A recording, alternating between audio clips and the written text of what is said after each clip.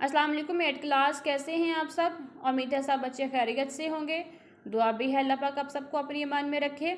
और इसके साथ साथ बेटी उम्मीद करती हूँ जो काम करने को दिया जा रहा है सब बच्चे अपना काम करते जा रहे होंगे।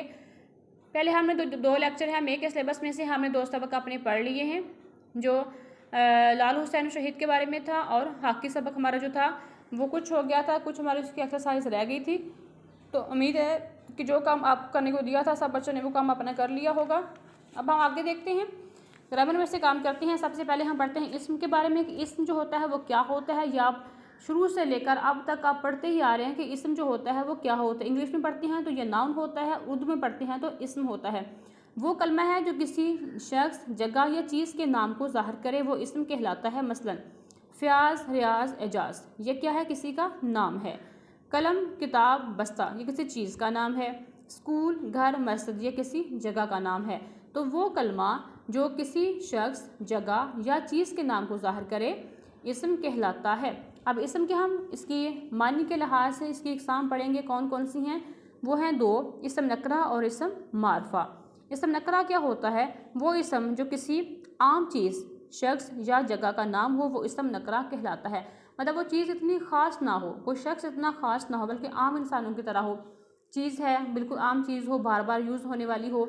जगह है बिल्कुल आम जगह हो। तो इसे मतलब वो चीज़ जो ख़ास अहमियत ना रखती हो, बिल्कुल बिल्कुल वो आम हो, तो इसे हम क्या कहेंगे, इस्म नकरा। जैसे आदमी, औरत, लड़का, लड़की, बच्चे, किताब, दरिया, बाग, मस्जिद, बादशाह। तो ये तमाम चीज़ें हैं जो बार बार इस्तेमाल में आने वाली हैं, बार बार बोले जाने वाली हैं, तो इनको हम क्या कहेंगे, इस्म नकरा। इस्म मारफा क्या होता है, वो इस्म जो किसी ख़ास चीज़, शख्स या जगह का नाम हो वो इस्म मारफा कहलाता है। पहले हमने पढ़ा था आम चीज़ के हवाले से, अब हमने पढ़ा है ख़ास चीज़ के हवाले से। जैसे कि हज़रत बिलाल, हज़रत बिलाल जो हैं सिर्फ एक ही हैं सहाबी हैं जो मौज़न हैं, अज़ान देते रहे हैं, अल्लाह को बहुत प्यारे हैं। हज़रत खतीजा एक ही हैं जो नबी करीम सल्लल्लाहु अलैहि वसल्लम की सबसे पहली ज़ौजा हैं।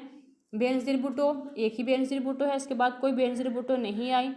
तो बाले जिब्रील एक ही किताब है। दरिया रावी जो है एक ही दरिया है, इसके नाम का और कोई दरिया नहीं है। बादशाही मस्जिद एक ही मस्जिद है, इसकी साथ या इसके नाम की और कोई भी मस्जिद नहीं है। तो इसके बाद हम पढ़ेंगे फ़ेल की इकसाम। फ़ेल क्या होता है, वो कलमा जिसमें किसी काम का होना या करना किसी ख़ास ज़माने में पाया जाए, फ़ेल कहलाता है। मसलन अनीका अपना सबक पढ़ती है, फ़याज़ दफ्तर जाता था, हम खेलने जाएंगे। तो इन तमाम में फ़ेल हाल की बात भी हो रही है, मुस्तक़बिल की बात भी हो रही है, और माजी की बात भी हो रही है। अब हम पढ़ेंगे फ़ेल की इकसाम कितनी है। फ़ेल माजी, फ़ेल हाल, फ़ेल मुस्तक़बिल। तो फ़ेल माजी क्या होता है कि जो काम गुज़रे हुए ज़माने में हो उसे फ़ेल माजी कहते हैं।